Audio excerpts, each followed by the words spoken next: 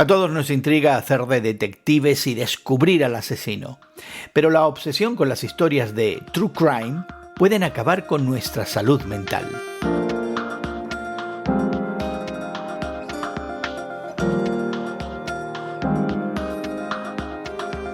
Gracias por acompañarnos entre amigos esta conversación semanal sobre la fe cristiana y el mundo contemporáneo que tenemos Guillermo Serrano, Elsa Masón y tu amigo Gerson García.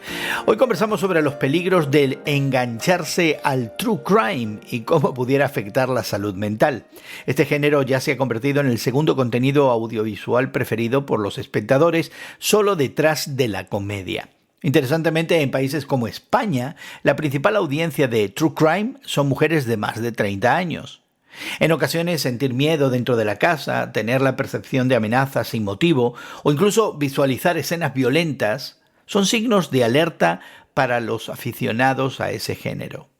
Pero antes te invitamos a suscribirte a Entre Amigos con Gerson García en tu plataforma de podcast favorita. Lo puedes encontrar en Spotify, YouTube o Apple y descargarlo cada semana gratuitamente e incluso descargarlo automáticamente en tu bandeja de podcast. También te invitamos a que compartas nuestra conversación en tus redes sociales y permitas a tus amigos y seguidores participar de este tiempo juntos. Bueno, en el día de hoy conversamos acerca de un fenómeno cultural, verdaderamente algo que hemos visto particularmente entre los más jóvenes que siguen podcasts y no de esta naturaleza como el que te encuentras escuchando en estos momentos entre amigos con Gerson García junto a Guillermo y Elsa para hablar de temas de la fe cristiana, pero podcasts que hablan de crímenes verdaderos. Y resulta que un artículo que encontramos publicado por una universidad en Cataluña, en España, nos habla justamente de potenciales problemas mentales a raíz de volverse adicto a este tipo de podcast.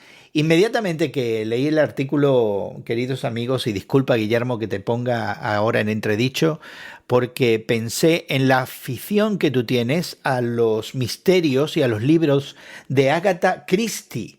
Y traté de encontrar de alguna manera una conexión entre tu afición a esos libros de misterio y de crímenes y tu salud mental. No sé si hay una correlación o no. Totalmente.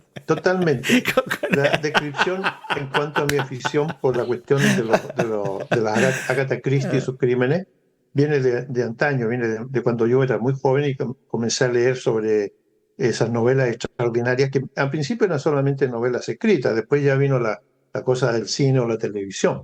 Pero realmente la idea esta de seguir todas estas series que hablan de crímenes, algunos de ellos horrorosos, realmente yo lo he mirado siempre como un pasatiempo, aunque puede afectar mi salud mental. Mi esposa siempre me dice que yo tengo una especie como de obsesión con las cosas criminales y por eso quizás se arma en un sentido, ¿no? Está siempre alerta a mis acciones. Bueno, hay que aclarar. Una de las cosas que el artículo que consideramos en el día de hoy nos dice es que ser un amante de lo macabro no supone tener una tendencia a lo criminal. Así que podemos disfrutar de algo. No. Sí, justamente voy a hablar por mí, porque yo creo que el tema del misterio, ¿verdad? La novela de misterio, el cine de misterio y últimamente esto que en inglés se conoce como true crime, el crimen, ¿no? Los podcasts que hablan de crímenes verdaderos que sucedieron, es del interés de una gran mayoría. Y particularmente me sorprende de mucha gente joven. De hecho, a mí los que me presentaron esto por primera vez fueron mis hijas, ¿verdad? Me dijeron, hay un podcast interesantísimo que no te puedes perder. Y la verdad es que lo puso y yo me quedé inmediatamente enganchado. Así que no es un problema aislado, sino que es un problema bastante común de lo que quisiéramos pensar, ¿no? Sin embargo, fíjense que este artículo tiene algo con lo que yo no estoy de acuerdo, porque dice: las mujeres aman el true crime, ¿no? A las mujeres les gusta esta cuestión del crimen verdadero, pero yo pienso honestamente que los hombres también nos interesan este tipo de podcasts, de videos, de películas, y por eso, por ejemplo, cuando se hizo la nueva serie de Sherlock Holmes, por ejemplo, con estos actores británicos, fue realmente un éxito de taquilla, los dos que se hicieron, y que yo esperaría que se hicieran más. Y cuando yo fui al cine a verlo, porque lo fui a ver a pantalla grande, porque me interesaban todos los detalles, todos los trucos que se podrían usar, el 50% de la asistencia de los que estábamos en el cine éramos hombres, no mujeres. O sea, mujeres y hombres, quiero decir 50 y 50. Entonces, no solamente que a las mujeres les guste esto, también los hombres estamos de alguna manera atraídos por este tipo de arte, ¿no? Arte Ya. visual o arte para ser Y oído. déjame decirte, Guillermo, que aunque te puse a ti en entredicho, realmente la que se interesó por este artículo y nos llamó la atención acerca del mismo fue Elsa, que se mostró No un me tanto sorprende, ¿eh? No me sorprende. que se mostró un tanto preocupada, Elsa. No sé si tú eres aficionada a este tipo de contenido, tanto visual, a través de series de crimen, o también en auditivo, ¿no? Novelas, literatura de este tipo La también. verdad, no me gusta adentrarme mucho en ese crimen, en ese tema del crimen real, del crimen verdadero, o como le llaman en inglés, el true crime. Es algo que por lo general las descripciones de dichos crímenes son violentas, son demasiado macabras, como lo han mencionado ustedes, y son cosas que no quisiera yo tener en mi mente, la verdad. Prefiero el estilo de novelas, como lo he mencionado acerca de Guillermo, de clásicas, ¿no? Los crímenes clásicos estilo Agatha Christie, que a final de cuentas el investigador te enseña los detalles que le han hecho indicar y descubrir quién es el perpetrador, ¿no? Del asesinato, pero Especialmente Hércules Poirot. especialmente, sí, también no debemos de olvidar a Miss Marple, ¿no? Bien, A la viejita, a la ancianita, aquella muy inteligente, muy observadora, que descubría crímenes y detalles que los investigadores ingleses pasaban por alto, ¿no? No descubrían. Pero es verdad. el crimen verdadero ofrece esa cruenta realidad de la capacidad del ser humano para destruir, para quitarle la vida a otros de una manera muy, muy cruenta, muy, muy descriptiva desde el punto de vista desgarrador. Y yo creo que es algo cuyas imágenes, cuyos sonidos incluso prefiero no tener en mi mente. Me gustan Así más es. las novelas de crimen. Estilo Sherlock Holmes, estilo Hércules Poirot, ¿no? Las clásicas, que no describen tanto cómo fue el asesinato, sino que simplemente se encuentra un cuerpo, una persona ha perdido la vida y la historia se desarrolla en cuanto a cómo descubrir quién fue el que lo asesinó. ¿Y qué te inquietó después de leer este artículo que dice que el engancharse o el ser asiduo consumidor de este tipo de contenido, ya hemos expresado que puede ser leído, no es tan frecuente el caso, pero puede ser también auditivo o visual? ¿Qué te preocupó después de leer que este contenido podía afectar la salud mental, particularmente de las Es que, mujeres? Gerson, a la hora de estar escogiendo mis programas de entretenimiento, ya sea, como dices tú, podcast o en forma visual en la televisión, y voy a las diferentes plataformas que ofrecen diferentes programas, series, películas, estoy viendo cada vez más y más este tipo de género, ¿no? Más popular. Y entre mis amistades y familiares, en más de una ocasión hemos estado reunidos tomando un café y empiezan a hablar de estos programas, de ciertas series que pertenecen a este género del crimen real, de los cuales yo estoy totalmente aislada, no me he dado cuenta de lo que sucede y resulta que a la hora de investigar y tratar de enfocarme, a ver, pues si me están diciendo que está muy bueno y voy y veo de lo que se trata, digo yo, ay Dios mío, ¿no? ¿Qué es lo que está consumiendo esta gente, ¿no? Bueno, Y lo que cada vez son sucede, cosas más violentas y más sí, descriptivas, y sí me mire, alarma. Elsa, yo sin ser psicólogo ni psiquiatra, o como decimos en mi país, sin ser un loquero, quiero decirle algo. Dice este artículo: sentir terror constante o ansiedad, vivir en un estado de alerta persistente, sufrir miedo dentro de la casa, tener la percepción de amenazas sin motivos, visualizar recurrentemente escenas de crímenes que hemos visto o salir menos son algunos de los signos de alarma ante un consumo excesivo del true crime este. Cuando observamos que hay cambios en nuestra emocionalidad, o en nuestras decisiones y acciones que antes no tomábamos, entonces es una señal de que nos está afectando demasiado el consumo audiovisual de este tipo de contenido.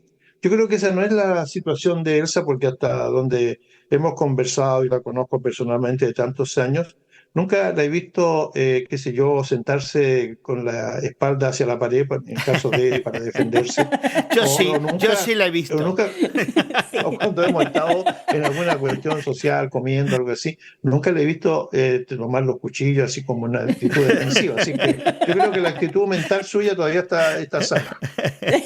Muy bien, muy bien. Es que sí me llama la atención esta popularidad que incluso en cuanto a los crímenes reales, ¿no? Y estas historias desgarradoras y aterradoras, pero también he visto ya por varias décadas el contenido incluso de los noticieros, no solamente que vemos en la televisión, pero incluso también por audio donde cada vez estamos viendo catástrofes y ves que se descubrieron fosas comunes, ¿no?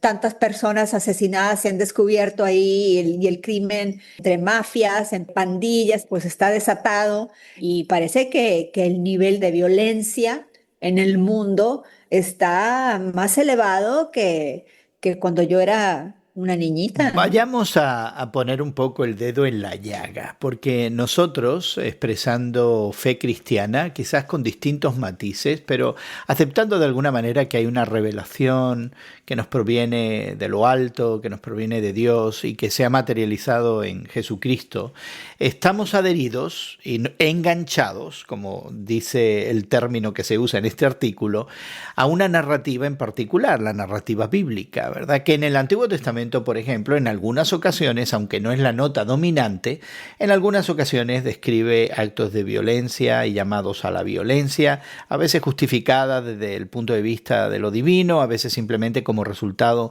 de la terrible condición humana, violenta y cruenta para el prójimo. Y tenemos, por ejemplo, en el Antiguo Testamento una descripción donde hay la muerte de un rey, donde este rey es obeso al punto de tener dificultad de movilidad y se le encuentra en una posición de vulnerabilidad y entonces se describe que se le mete la espada para matar a este rey y su gordura era tanta que la espada se pierde dentro de su carne, ¿verdad? Hay una descripción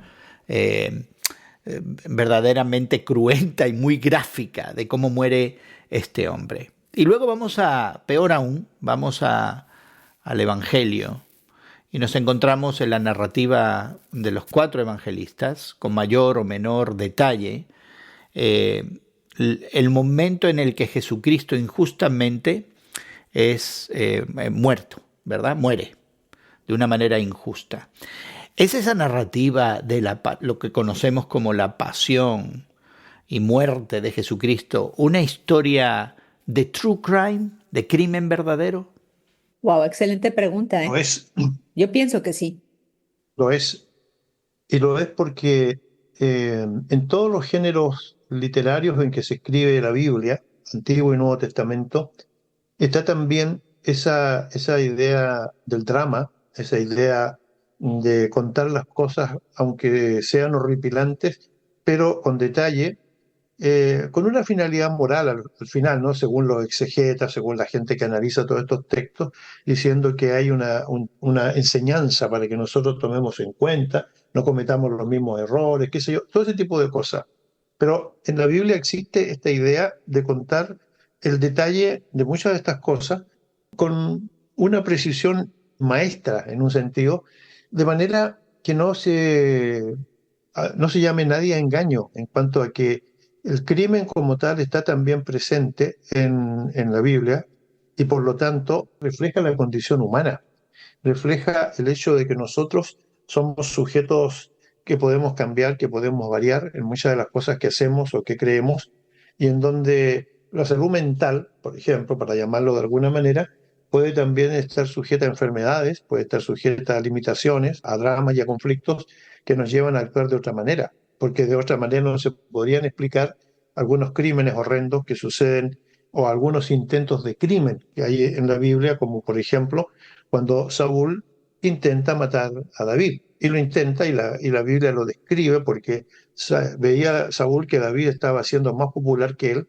Saúl sufría de una especie de vanidad, que hoy día tenemos otro nombre para ello, pero entonces no puede aceptar que David sea más popular y trata de matarlo, trata de asesinarlo. Y la Biblia lo describe como tal, es decir, el cambio se produce en la persona.